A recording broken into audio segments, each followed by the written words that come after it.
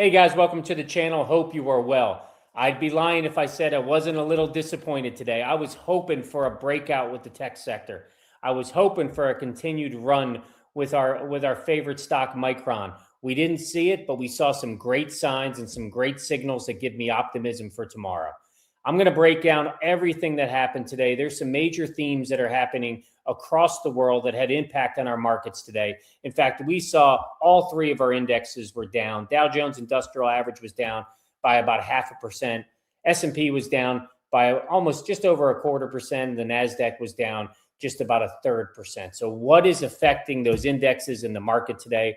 We're going to dive in and talk about that, all of the big themes, and we're going to jump back and talk about two of our favorite stocks within the memory sector. One of them was a breakout today. Can you guess which one it was? Drop it in the comments below. But let's dive in and talk about those topics. Appreciate you guys joining me for the video. So first off, I'm going to pull up an article from Wall Street Journal that just gives a high-level overview of the themes that we saw today. It was actually it's the front page of the Wall Street Journal. And you can see right here on your page a couple of the big things. The biggest one right there in the center with the map. It says U.S. military hardware pouring into the Middle East. Guys, this was the biggest theme, I think, today, the geopolitical tensions that are starting to boil up over the U.S.-Iran standoff. So we saw worries last night. I know I heard from a couple folks on the channel last night asking me about this specific question. It spilled over today, and there's escalating worries about the potential conflict between the U.S. and Iran. And the biggest piece overall is it pushed oil prices up sharply today. In fact, I think they hit a 6-month high earlier today, which is causing a rippling of fears, particularly related to energy costs. And guys, this has been a major headwind today for many stocks within the tech sector. Just think about all of the energy costs that are needed for the AI build out for our data centers and all of the high performing tech stocks that are benefiting from that build out. With concerns for increasing energy costs, that definitely put a damper on the overall sentiment today. We saw the energy stocks rise on the oil spike today, but we also saw many other sectors feel the pressure with this broader uncertainty in the world. So let's hope that this doesn't continue to dampen. Let's hope we can settle this conflict and we don't see a broader breakout and more of a larger conflict between the U.S. and Iran, because it'll affect the tech sector and it'll affect the markets overall. The other piece, you can see it in the upper left-hand corner. I'll just draw a circle to over here, was a breakout around just private credit. So we saw a big news from Blue Owl Capital there announcing that it would tighten investor liquidity, which definitely sparked fears about potential losses and stresses and losses and just in lack of liquidity, in the private credit market. So stocks like Blue Owl, Blackstone, Apollo Group Management, and others in the space, they fell sharply today, over 5% overall. And this weighed on the broader financial sector, which contributed and led to kind of the broader Dow drop that we saw today, 0.5 percentage point that I mentioned. And then the other piece that just kind of drove it all today, I think, is just continuing uncertainty with what the Fed is going to do.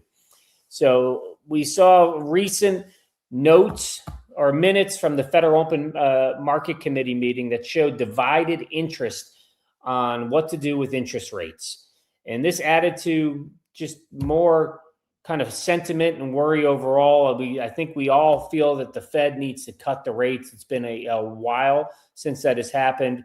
And we know there was when Kevin Warsh was announced, there was some concerns around that pick. And you have to worry, what is the relationship going to be with President Trump and the new Fed chairman coming in? Will they find a better relationship? Will we be able to have a interest cut, which will help surge and help the markets overall? I think in addition to the lingering Fed uncertainty, we saw Walmart's guidance today that had an impact on the market.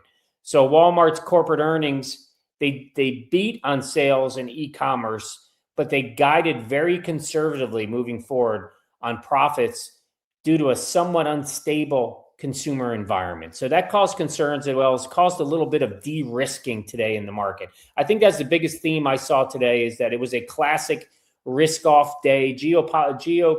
geopolitical concerns drove safe haven moves for investors. We saw higher oil, higher gold prices today. There was private credit jitters that hit the alternatives and the financial sectors, and then no strong catalyst overall helped. We didn't have any strong catalyst news today that helped overcome those other concerns that we felt in the market. So it was just a classic de-risk off, people rotating out of some of the riskier stocks, concerned and trying to hedge risk moving forward. And as I mentioned, all of our indexes were down. So we'll kind of keep our eye on it in the futures and see what it may look like in the morning overall. But now I want to jump over and just kind of talk about the memory news today. So Micron and SanDisk are the two I want to focus on today. I mentioned in the beginning, one was the star of the show.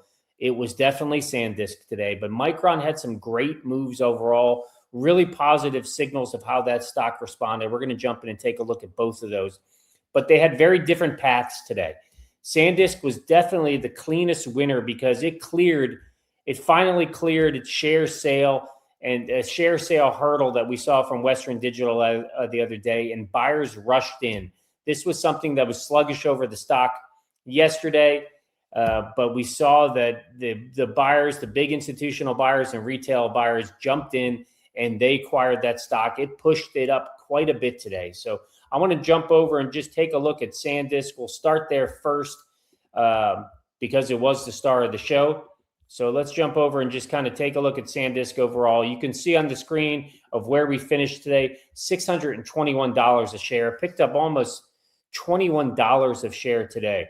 It was a very strong day overall. The day began, many of you SanDisk investors and holders probably noticed, the day began with some uncertainty for sure, but it ended with a powerful institutional endorsement overall. So before the morning bell this morning, there was breaking news that the former parent company we know of, Western Digital, priced their massive, almost $3.2 billion secondary offering of SanDisk, which was close to 6 million shares. They priced it at a discounted price of $545 a share. Now, the offering closed today on the 19th, and with the delivery of those shares, and this created an initial supply overhang where you saw in the morning we've kind of dipped down overall, and it created some pre-market early pressure on the stock. But buyers stepped in, boy, and did they step in aggressively during regular trading. So normally a discount, almost an 8% discount on a stock like this would crash the stock. However, the market saw this separation or divorce, we'll call it, between this. They saw it as a positive sign. But let's keep in mind, this is not the final divorce between the two companies, because Western Digital still has almost 2 million shares remaining of SanDisk. I think it's 1.7 million shares remaining that they will dispose of later this year. I did not see a timeline or any signal from them of when they will do that. If anybody in the channel heard that, drop it in the comments. I'd love to know. But they're going to dispose of it later. So we can say this divorce hasn't been completely finalized yet because of those outstanding shares. And guys, the whales just didn't participate in this secondary offering. They flooded the open market. We saw a significant power inflow, a signal around 11 o'clock Eastern time this morning. It was large scale block trades that accounted for nearly 40% of the afternoon volume for SanDisk. So this suggests that the institutional whales viewed this $545 offering at the low floor as a gift to them. They aggressively bought the stock, and it pushed this stock back up to where it closed at 621. So it was a combo of retail and institutional investors jumping at that and pushing and creating this positive sentiment for SanDisk overall. I would say the biggest signal for SanDisk today beyond that was that when you take a look at the net order flow, SanDisk ended the day deeply positive, signaling that the big money players are positioning SanDisk and this pure NAND play or flash play that they have for a big breakout in the second quarter of this year. Now, there's two other things I want to point out, one with SanDisk and one with Micron. I'll talk about SanDisk first. It was this unusual options activity that we saw today. So there was a trend for SanDisk this afternoon where the February 20th $700 calls was was very unusual. So there was over 7,000 contracts traded against that today, against the open interest of just 6,000. So this is a nice bullish tilt for SanDisk in the option flow, especially when you consider what a positive day SanDisk had overall today. So to me, I think the overarching story for this star, for the one that won today, SanDisk, was how they overcame this secondary event that caused them to have short-term volatility. The initial dip, but a sharp recovery. And the stock rebounded really strongly today, closing well above the offering price and well above a price we've seen for it recently. It was a strong day for SanDisk. Let's see if we can keep it going. Great overall. I think we look at it right now, a little down in the after hours, but we'll see how it opens up tomorrow. But there's many bullish analysts and bullish investors on this stock. Remember, the price target for this is, we've seen it up to $1,000 a share. But now let's jump over to Micron overall. I want to just talk, Micron had a little bit of a different day today. So Micron's day overall was the battle of two narratives, I would say. Look, you can see where it ended. It's at 417.35 at close, so just over 417. To me, guys, really positive. I'm not worried about this at all with Micron today. I don't know if you feel the same way, but end closing at 420 yesterday, battling the way we did today. I'm going to pull up another graph. I think that shows it a little better. But then to close down just under, like just over $3, under a full share point at 417. We're holding that rate through the after hours, the overnight right now. We'll see how it looks in the pre-market. But to me, I hope you feel the same. I'm not worried about all this at all with Micron. In fact, I think this is a really positive sign that we saw. Let me jump over and just take a look at this view for you. You can see a couple things I like on here that I want to call out is just look at how the day started. So here's where the day started. We know we kind of came out of the gate with a bearish candle out of the gate. We hit a low of 409 in the day, but had a nice battle back over the next hour or so, where we're sitting here. We got back up to a high of 419, and then the stock just stayed in this kind of range overall for the rest of the day. If you look down below, you can see the RSI got up, stayed in that neutral range with a little bit of a spike up towards the end. Is this a sign that the stock is moving up in the right general direction? But to me, the fact that it opened at 420 and then it immediately got down to an intra low of 407 today, but clawed its way back up to that 417 mark, I think is a great sign for the stock overall.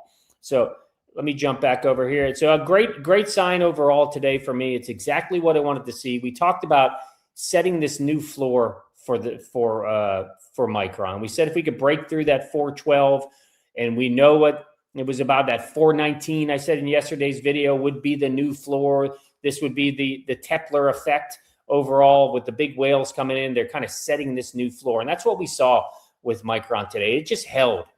The big news overall with Micron that had an impact on them today, or what was pulling them back, was Samsung's news. Actually, Samsung came out and announced of a price increase for their HBM4 product. It was actually a 30% hike in their price. So now I think it's a $700 per unit they've put on there, which is a significant hike. It was great news for Samsung. They were up over 5% today in the Asian markets, but it didn't have a spillover effect for all memory. I mean, you would think that this hike, the demand that they have, what they were able to charge customers for HBM4 would lift all the memory, especially the HBM4 stocks, but it didn't. It was kind of acting as a double-edged sword overall, and it kind of hurt Micron because people started to question again, is Micron's, the fact that they were the first mover and their advantage that they have in HBM3E, is that going to hold up still in HBM4? Is Samsung going to be able to take advantage of that and shift and get in front of them now with HBM4, and will it put Micron behind? There was also just an impromptu interview today, separate, not Samsung, but Jensen Huang was meeting with Korean media earlier today. It was an unscheduled interview. He had dinner last night with the SK Hynix engineers, and he teased a couple news points overall that I think could have had an impact on Micron as well, or just on the HBM4 market? Well, first off, he teased about a chip that will surprise people, hinting at what they're going to unveil at the GTC 2026 meeting next month in March. So keep our eyes out what NVIDIA is going to unveil there. But he hinted out that there's several new chips that the world had never seen. So always very curious of what NVIDIA is going to unveil. But that was one piece. He also talked about the massive AI build out, and it's potentially going to be trillions in spending, which again, we know the sensitivity around CapEx news that impact this market. But the last piece was that he publicly, praised the SK Hynix team as the world's best memory team. And he stressed that their tight collaboration of HBM4 will be important for their upcoming Vera Rubin architecture. So you got to think, what impact did that have on Micron as well? You had Samsung, as well as this news from NVIDIA with the SK Hynix team. Did it dampen overall? And besides those news, the stock didn't collapse. And I think that's what I was calling the Tepper floor. We know the whales that moved in on Micron, David Tepler and the investment that he put in, what they announced their 13F filing. Well, that created this new floor, and it helped the stock Micron just not get below that level. Retail investors may have panicked today on the news and looked to profit or move out, but institutional order flows showed a buy the dip today, especially in the final 2 hours of trading on the day. There was an unusual options activity for Micron as well. I know I mentioned SanDisk, but Micron today, we saw unusual one for February 20th for the 430 calls for Micron. There was over 26,000 contracts against just the 8,400 that were open before the day started. Guys, that's a 3x turnover, and that's a huge out-of-the-money call expiring tomorrow. So this 3x turnover potentially provides the market with a very bullish signal, that traders are betting on a quick recovery for Micron, even after the Samsung news and the price increases and the HBM4 news that we heard. The last thing I want to talk about is it affects both Micron and SanDisk, was the put call volume ratio that we saw on the day for both of those stocks. So we ended the day, when you kind of look at Micron, ended with a 0.53 and SanDisk ended with a 0.62 put to call ratio.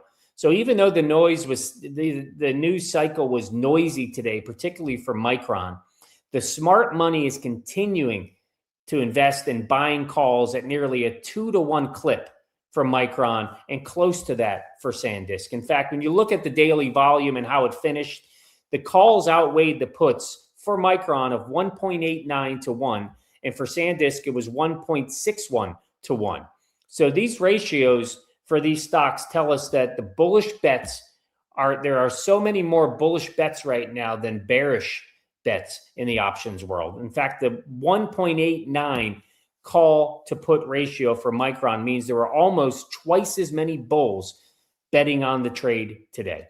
So in other words, guys, option traders are way more excited about Micron and SanDisk going up in the weeks ahead than going down. It's a strong bullish signal from the options market today, and hopefully it reconfirms the optimism that we have in these stocks and we have in this sector after a pretty tough day, flat day overall for Micron, good day for SanDisk, but in general, kind of a rough day for tech and rough day for memory stocks as we started to see people risk off. So hopefully it reconfirmed your confidence. It did for me. As I mentioned, I'm not worried about today at Micron at all. In fact, I'm really optimistic about how the stock responded out of the morning and how it recovered and stayed around that floor where we saw it end at 416, 417.